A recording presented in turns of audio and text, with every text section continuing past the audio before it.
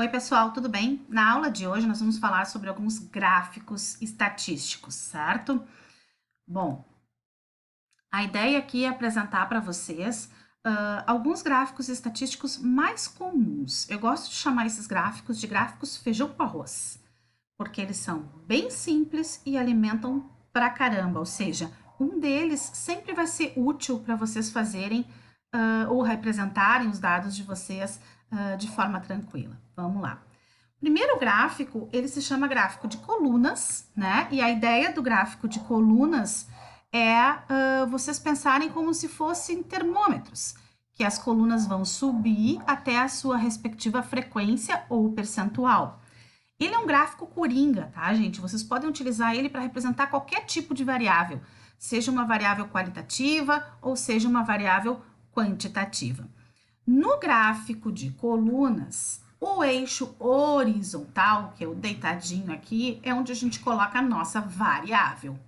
E no eixo vertical, que é o eixo Y, que é o eixo que fica em pé, nós colocamos ou o número, a frequência de casos observados, ou a porcentagem, ou alguma outra forma de mensuração, um outro tipo de variável que a gente tenha, certo? Nesse gráfico, as colunas vão subir até a sua respectiva frequência, a sua respectiva percentual ou seu respectivo valor. Ele é muito fácil a gente entender e visualizar rapidamente os resultados. Por exemplo, olha aqui, a gente tem a quantidade de casos confirmados de coronavírus, tá? No período de 7 de março a 19. E vocês vão observando aqui, então, que a gente tem uma coluna para cada dia, né? E aqui a gente enxerga e tem a ideia do quão crescente está sendo essa quantidade de casos, tá? Ele é um gráfico muito rápido da gente tirar a interpretação. O nosso próximo gráfico é o gráfico de barras. Gente, olha só, o gráfico de barras é como se vocês dessem uma viradinha no gráfico de colunas. Aqui as nossas barras crescem para o lado e não para cima. E a gente tem uma inversão nos eixos. O nosso eixo vertical, que é esse aqui que fica em pé, é onde a gente coloca as categorias da nossa variável.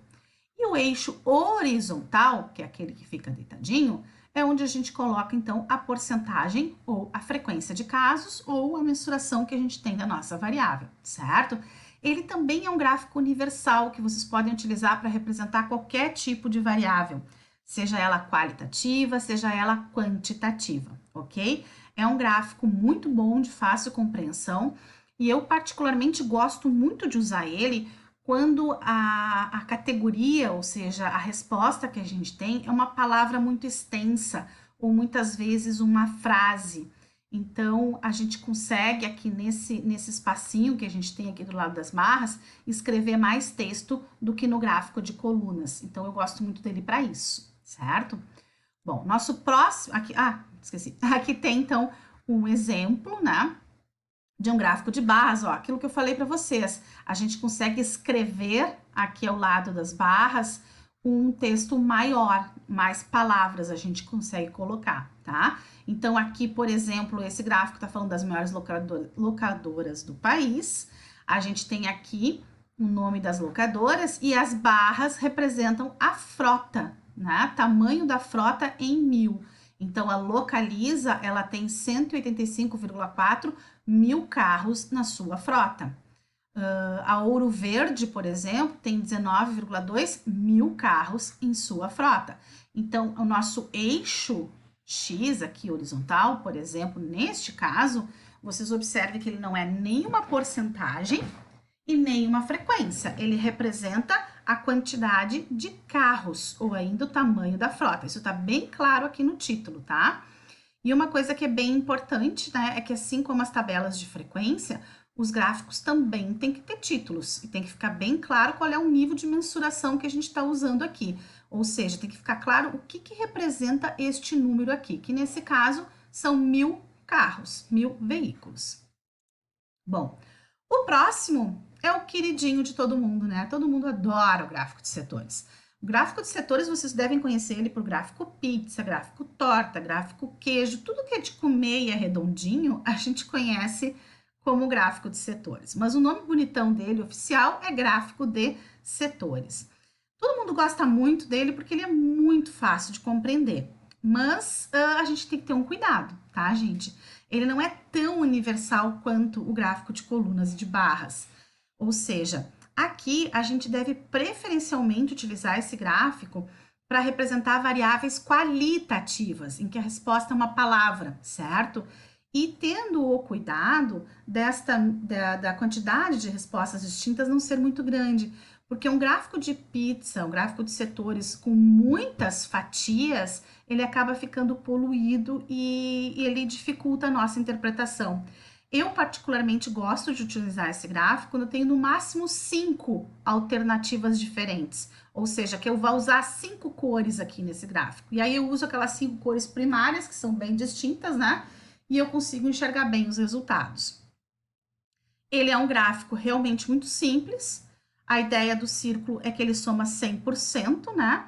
E depois a gente vai fatiando ele de acordo com a porcentagem dos casos. Este gráfico aqui a gente tem que cuidar, ele sempre tem que somar 100% das suas alternativas, os outros não necessariamente, quero dizer. Aqui, por exemplo, tem os brinquedos doados, né? Vocês vejam como é simples e como é rápido a gente verificar que, por exemplo, é predominantemente os carrinhos, que são os brinquedos mais doados, com 40%, né? Depois seguido por bonecas, depois por bolas e 10% as bicicletas em menor percentual. Então, é muito rápida a interpretação desse gráfico e ele fica realmente muito bacana, por isso que as pessoas gostam muito de utilizar ele. Bom, e o último gráfico, feijão com arroz, ou seja, aquele gráfico que a gente encontra muito e que é bem fácil de utilizar, é o gráfico de linhas. Esse, pessoal, vocês têm que ter muito cuidado, porque ele é o mais específico de todos, certo? O gráfico de linhas, gente, eu só utilizo ele quando a minha variável for quantitativa, ou seja, quando eu preciso acompanhar a quantidade de alguma variável, né? Número de casos, número de situações ao longo de um período de tempo. Então, jamais é perigo, é proibido usar um gráfico de linhas para representar uma variável qualitativa, certo? Assim como a gente não usa um gráfico de linhas para quando a nossa variável não estiver sendo acompanhada ao longo de um período de tempo. Esse tempo pode ser meses, dias, semestres, horas, segundos, não importa. Mas no eixo horizontal, que é o eixo aqui de baixo, eu sempre vou ter que ter algum nível de medida de tempo. E no eixo vertical, que é esse que fica em pé aqui, eu sempre vou acompanhar a quantidade de alguma coisa ao longo de um período de tempo. Porque o que a gente quer acompanhar com esse gráfico é o sobe e desce, é a evolução, são os picos, os declives e assim por diante, certo? Quando esse gráfico ele é corretamente utilizado, ele é maravilhoso porque ele permite uma série de conclusões em uma única imagem. Olha só, vamos falar um pouquinho do coronavírus hoje. Por exemplo, aqui eu tenho um gráfico de linhas que representa o número de casos de coronavírus num período de tempo que são os dias aqui, certo?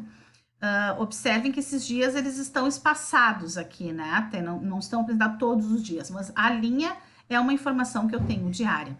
Então, a gente pode acompanhar, por exemplo, ó, esse movimento rápido de ascensão aqui, que é bem preocupante, né? Do dia 17 de março para o dia 22 de março, são 5 dias aqui de diferença, a gente pula de 290 para 1.546 casos confirmados no Brasil. Isso aqui é um salto gigantesco, né? É muito preocupante isso. Então, por que está correto e muito bem aplicado aqui um gráfico de linhas? Porque eu tenho a questão do tempo aqui no eixo horizontal, certo? Que são os dias. E eu estou acompanhando aqui o número de casos de coronavírus, que é uma variável quantitativa, ok? Então, esse gráfico está muito bem aplicado aqui e ele permite várias análises, né? Se eu tenho um tempo mais prolongado, ou daqui a pouco eu tenho uma curva que eu quero comparar com a curva da China, ou com a curva da Itália, ou com a curva do Brasil e o Rio Grande do Sul. Então, ele permite que a gente faça uma série de comparações. Quando se fala, pessoal, está se falando muito em achatamento da curva, é porque, historicamente, Observando os casos da China e da Itália, a gente vai ter um pico aqui muito acentuado, né? Que é aquele pico que está todo mundo bastante preocupado, e depois os casos começam a cair, ok? Isso já aconteceu na China, né? Isso está começando a acontecer na Itália, e é um comportamento meio que padrão. O que acontece? Quanto mais acentuada for essa curva, ou seja, quanto esse pico for muito alto, isso é muito preocupante, porque isso ocasiona, né, um colapso na rede de saúde, vão ser muitas pessoas doentes, né? E quando se fala em achatamento da curva, é essa curva subir, mas de forma mais suave, ok? Não ir tão lá em cima assim, tá? Por que a gente deve utilizar sempre os gráficos, né? Pessoal, os gráficos, quando bem construídos e bem utilizados, eles representam uma economia de tempo, ok? A gente consegue visualizar uma imagem e já consegue tirar algumas conclusões. Por serem coloridos, por às vezes virem com desenhos, etc., eles são recursos bem atrativos, bem legais da gente utilizar. Por isso, eles ilustram uma apresentação. E tem aquele velho ditado, né? Uma imagem vale mais que 1000 palavras. Eu diria aqui agora que uma imagem vale mais que 1000 números. Ou seja, a gente quer aqui sair um pouco da tabela, dos números, né? E representá-los através de uma imagem. E isso faz com que as pessoas vejam os nossos dados com uma forma mais amigável, às vezes. Mas é claro, isso desde que um gráfico seja bem construído, tá bom? Além desses gráficos que a gente viu, pessoal, a gente tem outros tipos de gráficos que a gente chama de pictogramas, que são gráficos mais estilizados, ok? Eles, na verdade, usam de imagens, de figuras e de desenhos, mas eles têm a mesma ideia na sua natureza dos gráficos. Então, vocês observem aqui, por exemplo, dos sorvetes, né? Que a gente tem um gráfico de barras, só que com pazinhas de sorvete. Aqui a gente tem a evolução do dólar, que é um gráfico de linhas, mas ele está aqui por trás uma nota, dólar não, de reais, desculpa.